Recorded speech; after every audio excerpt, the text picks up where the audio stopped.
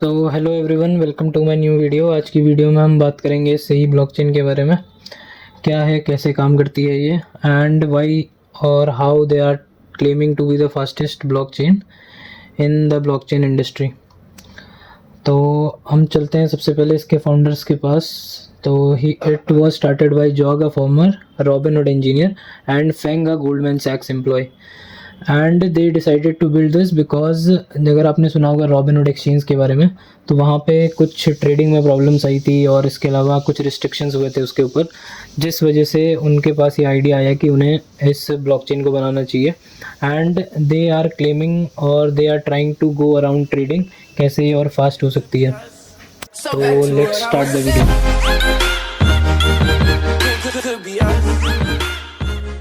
Let's go to a keynote speech by Feng in ETH Denver where he was talking about his blockchain।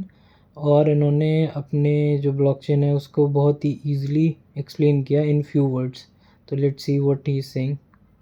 So a bit about Sei. Sei is very simple. Sei is a layer one for trading. Practically speaking, it's like if you took Ethereum, Solana, you optimize every single part of the layer one for just one purpose, just the exchange of digital assets, and that's it. It's fully open source, fully general purpose. So यहाँ पे उन्होंने बोला कि if we take everything in layer one, और अगर हम उसको fully optimise कर देते हैं, तो finally what is everything is exchange of digital assets.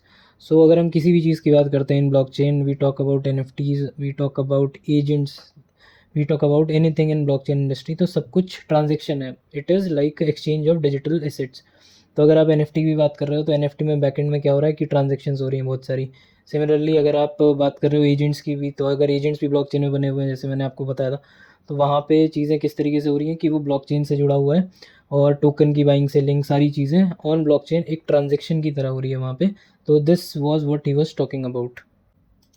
तो अगर हम चलते हैं इनकी वेबसाइट पे, तो यहाँ पे इन्होंने शो कर रखा है redefining high speed blockchain technology और leading with speed revolutionary architecture robust security. तो बहुत सारे ऐसे फीचर हैं जो इन्होंने अपने नए V2 में रिलीज़ कर रखे हैं। तो व्हाट दे आर और how they are claiming to be the best. तो ऐसे कुछ फीचर्स के बारे में बात करते हैं हम। फीचर है इनका built in order matching engine. तो जहाँ पे क्लेम कर रहे हैं कि anyone any a new be in market और anyone who is starting to be a developer, वो अपना ऑर्डर बुक, जो अपना सेल ऑर्डर और बाई ऑर्डर वाला एक्सचेंज होता है, या फिर जिस AMMs होते हैं हमारे, वो ईजिली बिल्ड कर सकता है इनकी ब्लॉकचेन के ऊपर। तो they are giving these features and they have improved a lot in UI UX also. तो anyone can use it from here. Next feature है इसका finality optimization in 600 micro seconds.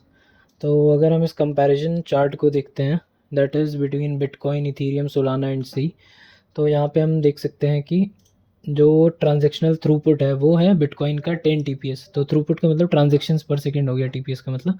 तो बिटकॉइन डू 10 ट्रांजेक्शन पर second, और Ethereum में ये 20 है। Solana में अगर हम देखें तो सोलाना में 10,000 है। सी में हम देखें तो इट इज़ 22,000। फिर जिसकी बात हम अभी कर रहे थे, दैट वाज फाइनलिटी ऑप्टिमाइजेशन, जो 600 माइक्रो सेकेंड्स क्लेम करता है सही। तो ये बिटकॉइन का 60 मिनट्स है और इथीरियम का 6 मिनट्स है। सोलाना का हम देखें तो 2.5 सेकेंड है। और सी ने इस चीज़ में एक्सपोनेंशियली अपने आप को ग्रो करा है कि they can do 600 transaction in 1 micro second. तो that is very big in terms of number and advancement in their technology. Next feature that Sei is providing is front running protection. तो for understanding front running protection, हम चलते हैं यहाँ पे medium article पे एक।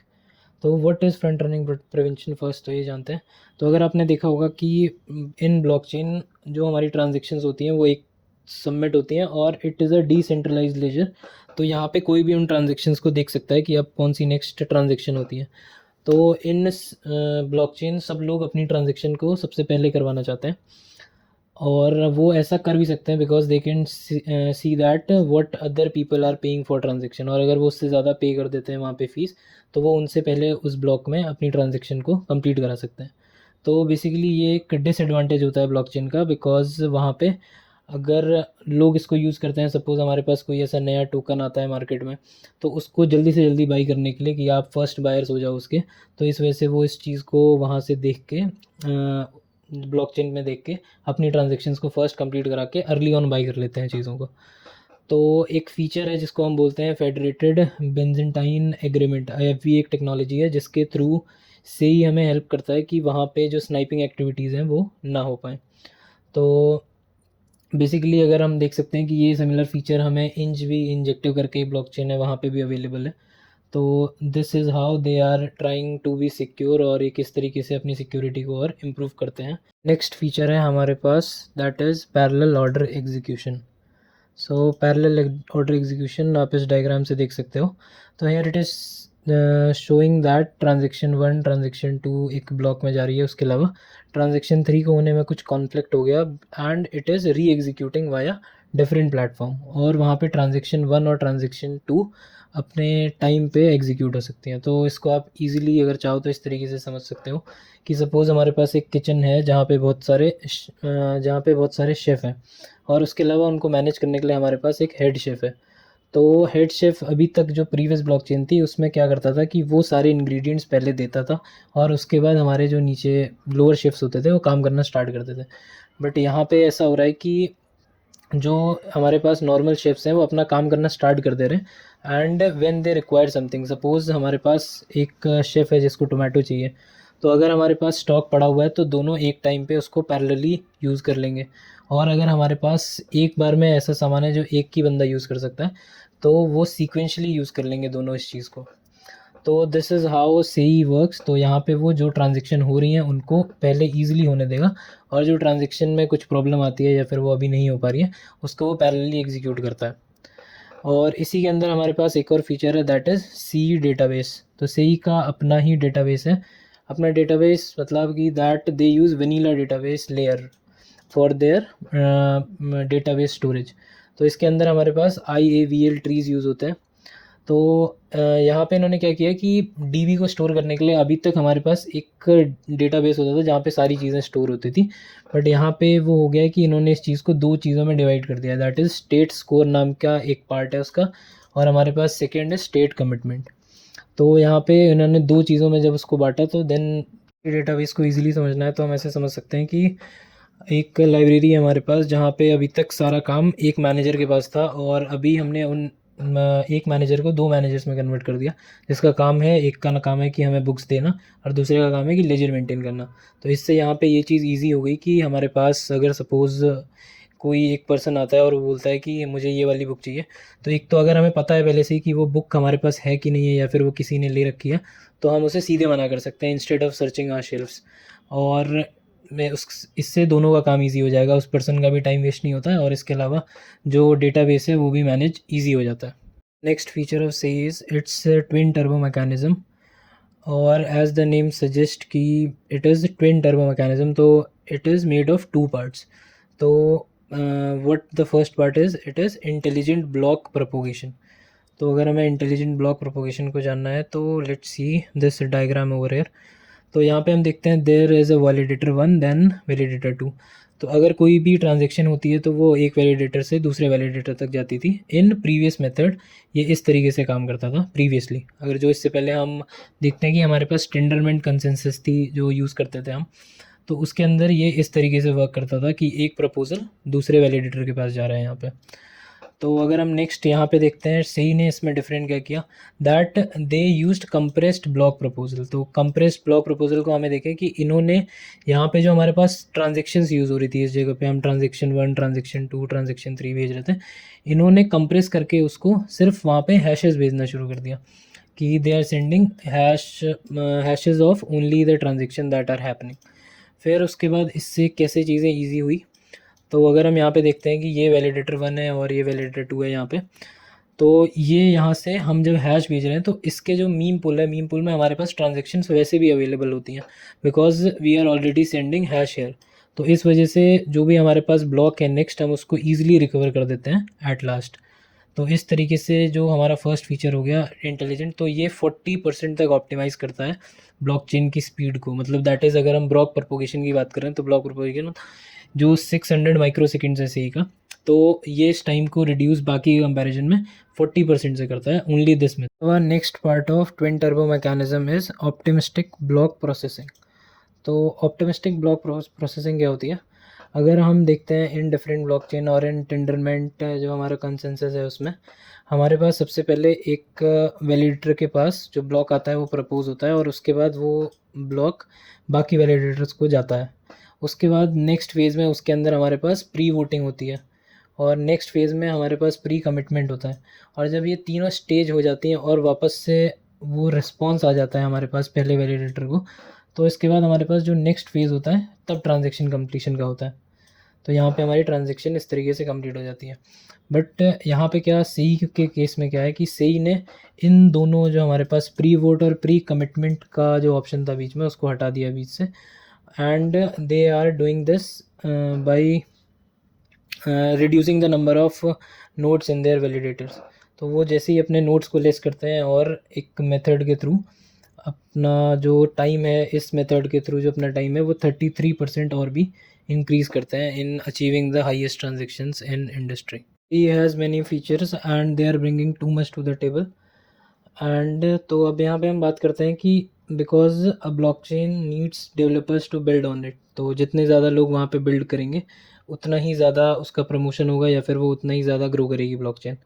तो ऐसी कुछ चीज़ों के बारे में बात करते हैं कि why developers should choose Sei to build on it. Because अब हमारे पास 3 वर्ड्स हैं या फिर 3 फीचर्स हैं, दैट इज़ फैमिलियरिटी, सिंप्लिसिटी और सपोर्ट। तो फैमिलियरिटी की अगर हम बात करते हैं तो अगर हम देखें यहाँ पे कि वाई फैमिलियर है हमारे पास Sei comparative to other options that we have in blockchain.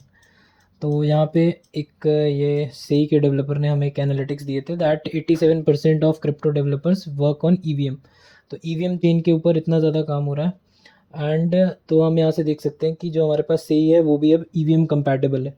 तो if it is EVM compatible तो डेवलपर्स को बहुत ईजिली वहाँ पे वो वर्क कर सकते हैं और अपने प्रोजेक्ट्स को ईवीएम पे क्रिएट कर सकते हैं और सेई पे उन्हें ईजिली ट्रांसफ़र कर सकते हैं या फिर सेई की प्रोजेक्ट हम ईजिली ईवीएम पे यूज़ कर सकते हैं।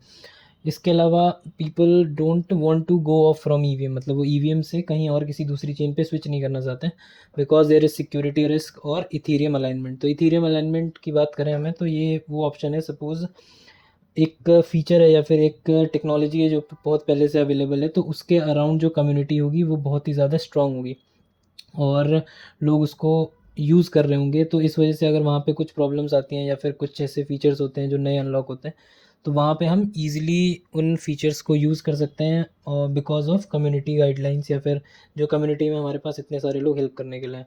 उसके अलावा सिक्योरिटी रिस्क है हमारे पास, तो सिक्योरिटी रिस्क इज़ सॉल्व्ड। अगर हमने देखा था इससे पहले सिक्योरिटी के बारे में बात करी थी वहाँ पे, और यहाँ पे इन्होंने बोला है कि EVM isn't a tech stack, it's an ecosystem making it extremely sticky. तो इन्होंने यहाँ पे ईवीएम को यूज़ करने का इसलिए सोचा या फिर ईवीएम पे हम रैंडमली स्विच कर सकें ये इसलिए बात आई बिकॉज बहुत सारे डेवलपर अभी ईवीएम पर ही हैं और उसी पे काम करना चाहते हैं बिकॉज ऑफ दीज एनालिटिक्स। और इसके अलावा अगर हम देखें तो जो टेक्नोलॉजी होती है, बड़ी टेक्नोलॉजीज़, लोग उसको मोस्टली यूज़ करते हैं। जैसे हमने देखा in case of JavaScript also कि जावास्क्रिप्ट के बाद उसका कुछ ऐसा रिप्लेसमेंट नहीं आया जिसको लोग बाद में यूज़ करने लगे, and that was made very early. और उससे बेटर चीज़ें भी आई हैं या फिर बहुत सारे ऐसे फीचर भी आए, बट वो जो कम्युनिटी उसके अराउंड बन गई है वो उसके बाद वहाँ से चेंज नहीं होती है। इसके अलावा हम देखते हैं कि सपोर्ट या फिर सिंप्लिसिटी की बात करते हैं तो सिंप्लिसिटी इज़ बेसिकली दैट उन्होंने यूआई यूएक्स को इतना इम्प्रूव कर दिया है और इसके अलावा इतने सारे फीचर्स दे रखे हैं उसके अंदर कि वो ईजिली कोई भी डेवलपर आके वहाँ पे अपनी चीज़ें बना सकता है। Point we have is support, जहाँ पे सही ऐसा क्या कर रहा है जिससे डेवलपर्स उसके ऊपर अपने प्रोजेक्ट्स क्रिएट करें या फिर उसके इकोसिस्टम को बिल्ड करने में हेल्प करें। तो यहाँ पे सही ने गिटकॉइन के साथ पार्टनरशिप करते हुए एक 10 मिलियन का क्रिएटर फंड निकाला है, जहाँ पे ये अलग अलग जैसे नैरेटिव्स हैं, अगर डेवलपर्स है या फिर NFT नैरेटिव चल रहा है उस टाइम पे, या फिर हम देख सकते हैं कि अगर गेमिंग इकोसिस्टम में, तो ये डिफरेंट टाइप्स की ग्रांट निकालते हैं जिसमें ये रिवॉर्ड करते हैं उन क्रिएटर्स को या फिर हेल्प करते हैं अपने अराउंड प्रोजेक्ट बिल्ड करने के लिए। तो अगर हम बात करें कि लेटेस्ट इनका जो अभी ग्रांट चल रही है that is of creator fund round 5, that is for 250K of USDT, जहाँ पे ये रिवॉर्ड करेंगे जो भी कंटेंट क्रिएटर इनके अराउंड बिल्ड कर रहे हैं। तो की फीचर एरियाज़ में इनके पास लाइव स्ट्रीमिंग है और basically this grant is for only video creators mostly. और यहाँ पे इनके डिफरेंट टाइप के इंसेंटिव्स हैं और कैसे पार्टिसिपेट करना है, क्या करना है। दैट इज़ इसका जो टाइम है वो है 13 जैन को स्टार्ट हुआ था और 27 जनवरी तक ये चलेगा इसका एप्लीकेशन। तो यहाँ पे अगर आप भी रजिस्टर करना चाहो इसमें तो कर सकते हो, अगर आप ट्विटर पे कंटेंट बनाते हो या फिर इनके अराउंड कंटेंट बनाना चाहते हो। और ये जो इसकी लिंक है मैं नीचे डिस्क्रिप्शन बॉक्स में दे दूँगा, वहाँ से आप इसको अप्लाई कर सकते हो इसके लिए।